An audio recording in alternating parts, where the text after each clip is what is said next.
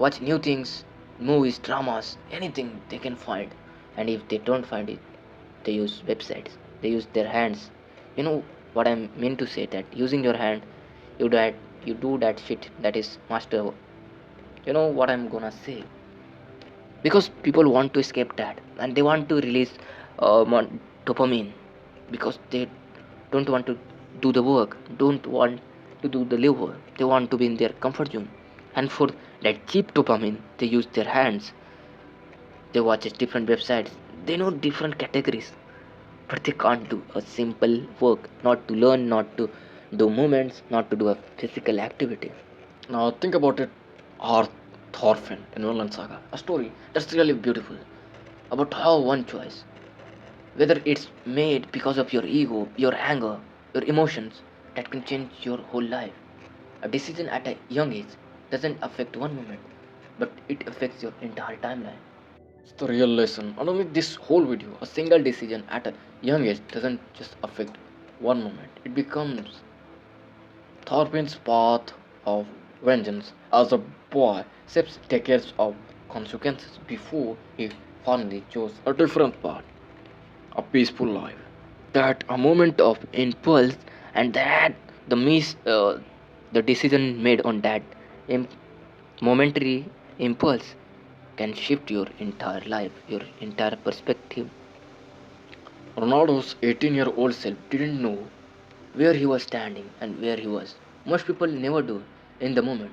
You rarely get a dramatic soundtrack telling you this is the important one. It just looks like ordinary hard day.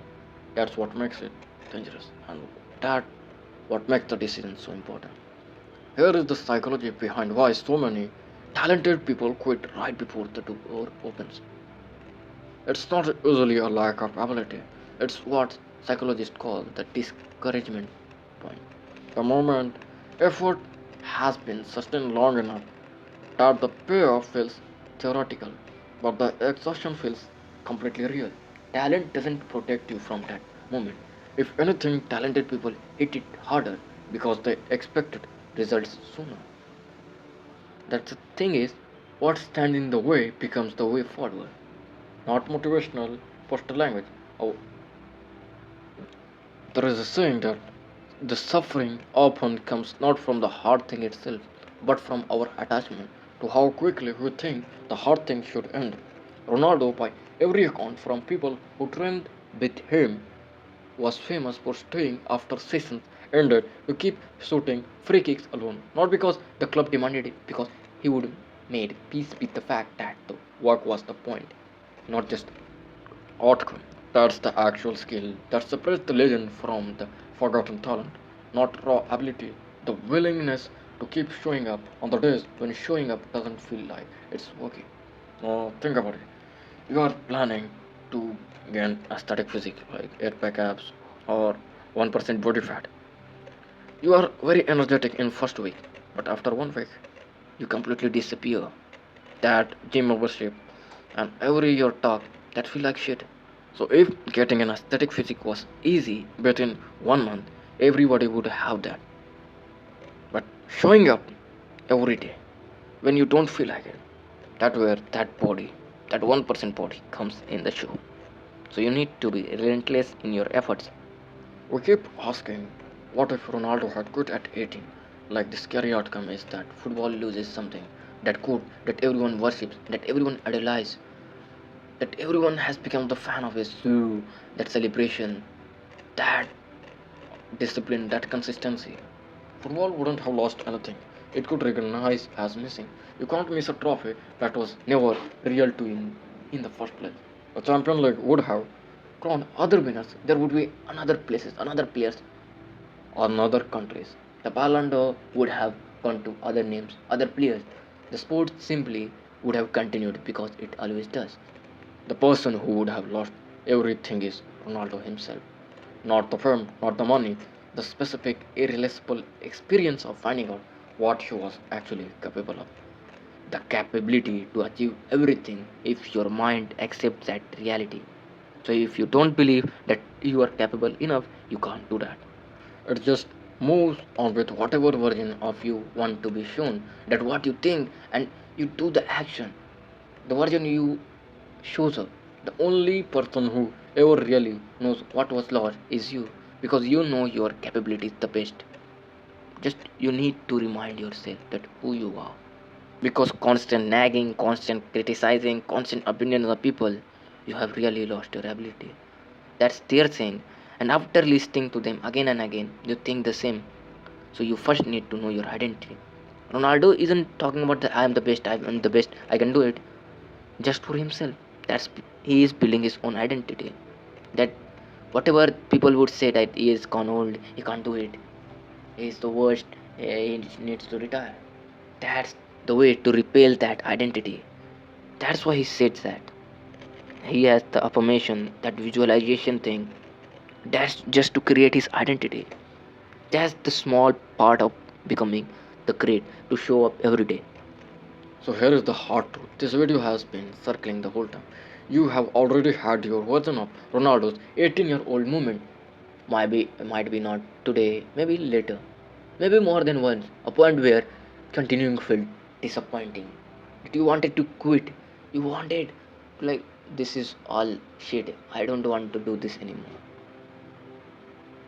To how far away the results still looked. You felt hopeless. A point where you wanted to quickly so badly, a point where quickly stepping back would have been completely reasonable and no one would have even blamed you.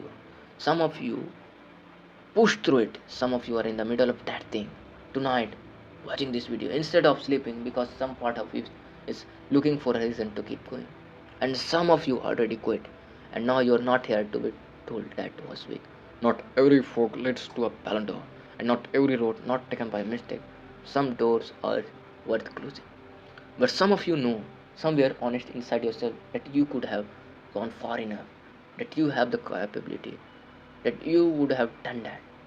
You are standing at a fork right now, and you have been stalling on the decision because you are scared of which version of your life it leads to. You are constantly making decisions, but you are not following that decision.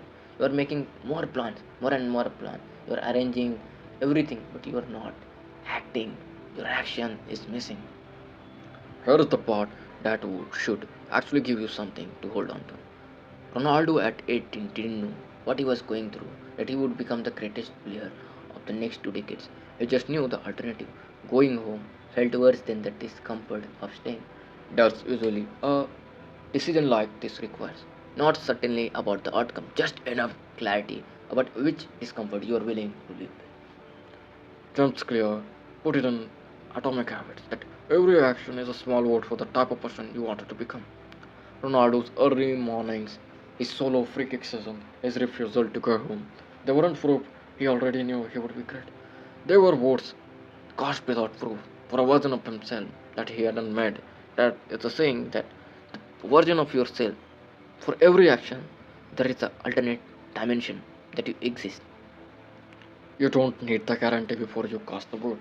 Nobody ever gets the guarantee first. That's exactly what it a decision instead of certainty. So if you are 100% certain that this will lead to your the best version, so why don't you do it? You have seen many people like follow Ronaldo's blueprint, follow Elon Musk's blueprint. That you know that their path is certainty, that is guarantee. So why don't you follow that path? Because of your mindset. Because you are scared. You constantly make different excuses for different pattern. So picture him one more time, last time.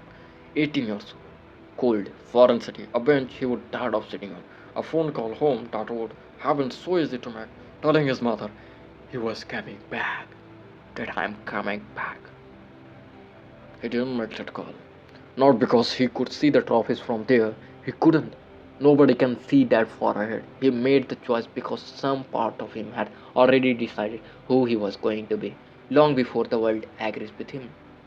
That's the part of this story that was never really about football. It's about your life, your decision, your one moment, your entire decision, your entire life. One moment and your entire life can change. Somewhere out there tonight, someone is 18, maybe 41, or 16, or 60, standing at their own version of that bench, deciding whether tomorrow is the day they finally make the call home, or today is the day they begin to start their action. They start their journey to becoming the best version of their self. You constantly keep watching, you constantly get attached to the character. So why don't you want to become that character? Somewhere, maybe the point of imagining Ronaldo's forgotten timeline isn't to appreciate the one we got. Maybe it's to ask yourself honestly which timeline you are currently building. If this made you is good enough, please like and subscribe. And make sure to criticize me, give your opinions that what I need to change. Because I'm making this video entirely without my parents' consent. It's because I want to make them that I want to become something. And feel free, choose everything, choose every path, fail, and then you will get more experience, and then you will have the idea of your path, like for which path you are the chosen one. Because in every country, every path, everything, everything are different. So maybe you are not good at study, you will be good at anything. So you have to choose that anything which you are good at, and work hard on that path and become so successful that you are remembered for that path, not that